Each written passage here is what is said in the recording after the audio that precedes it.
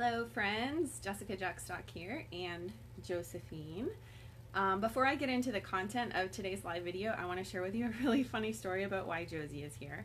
So I put her down for a nap, and if you saw my Facebook status at like 3 o'clock this morning, you know that she is practicing her skills in her sleep. So she's been practicing rolling over from her stomach to her back, which she's been doing for a little while, but she's like, yay, really excited about it right now. So I put her down for a nap, and then I heard her like chattering in there, and I went in there and I was gonna just like roll her back over onto her stomach, which is how she normally sleeps. And I realized that not only was she on her back, but she somehow had gotten out of her diaper cover, which is like, how did she do that? So yeah, that just seemed kind of fitting for the topic that we're talking about today. My baby not only can roll over, but she can get her own diaper off. That's kind of crazy. But anyway, so the topic for today is all about infant poop. I read this really interesting article over the weekend. Did you know that scientists conducted a 90-year study of infant poop?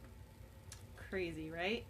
So they reviewed this research that was conducted from 1926 to 2017, and they found that the pH of breastfed infant poop had increased from 5.0 to 6.5, which means the kind of analysis of this data led to the conclusion that there has been a gut disruption due to a decreased level of bifidobacterium, which is a probiotic that is critical during infancy.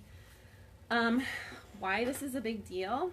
Well, we probably all know that probiotics are a good deal, right? Like, they keep our digestive system healthy, kind of doing what it's supposed to do. So this decreased bifidobacterium leads to an increase in allergies, an increase in autoimmune disorders, because it's allowing detrimental bacteria to thrive.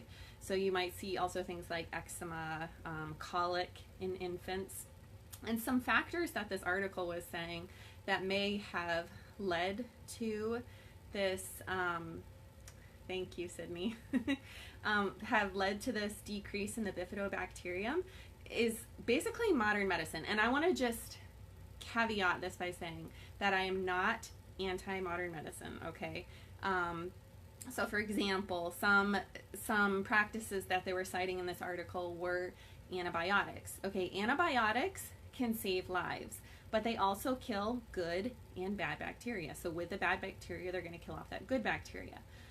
C-sections, when you deliver a baby vaginally, that baby is going to have its gut colonized with the bacteria in the birth canal, which I know sounds kind of gross, but is actually a good thing because it helps get that gut where it's supposed to be. So again, C-sections can save lives, but we also need to be aware that there are trade-offs that we may need to compensate for if we have a C-section. Formula feeding, again, formula feeding saves lives, absolutely, but breast milk contains healthy bacteria that if a baby is formula fed, they're not getting that healthy bacteria, so there may be some need for supplementation to get the good bacteria to the levels that it needs to be at. So I just thought this article was really interesting, and curious what you guys all think about that. And then I was also curious if any of you have given your baby a probiotic. This is not something that I've personally done, but I think after reading this article, I'm definitely going to.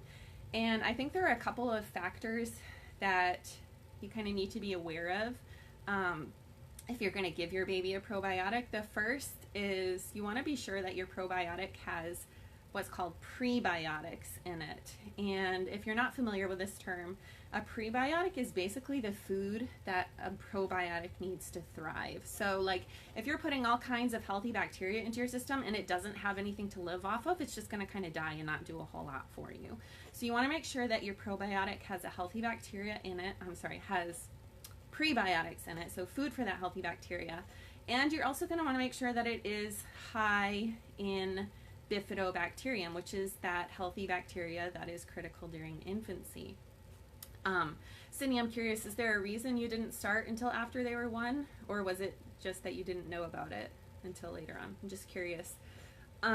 So I have a probiotic that I'm definitely going to be picking up for Johnny, and I'm going to be looking into what I can do, like if there's kind of a different level of it that I need to use, excuse me, to be able to give it to Josie as well, because what was really interesting about this study was that they said that it was done on breastfed infant fecal matter. So that indicates that it's not only, you know, formula fed babies that are having like an imbalance in their gut bacteria, but also breastfed babies.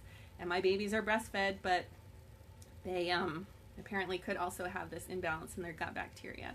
So definitely going to be looking into doing a probiotic for my kids, and curious if, excuse me, I have this tickle in my throat, if you all have given back probiotics to your kids as well.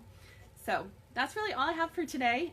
If you want to talk about probiotics, feel free to hit me up in the comments or send me a message. This is the kind of stuff that I get kind of nerdy about, so would be happy to talk to you about that.